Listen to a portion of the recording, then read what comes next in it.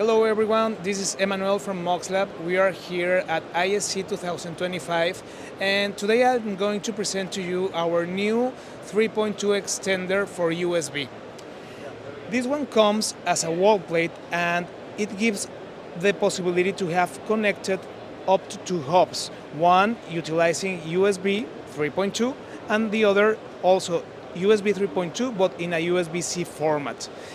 Considering this is a transmitter, it allows us to have local peripherals, as you can see, two ports, and also now I'm going to show you the receiver unit. In the receiver unit, we are able to have up to 4 USB devices, so it helps us reaching further distances since it covers up to 100 meters by category 6A.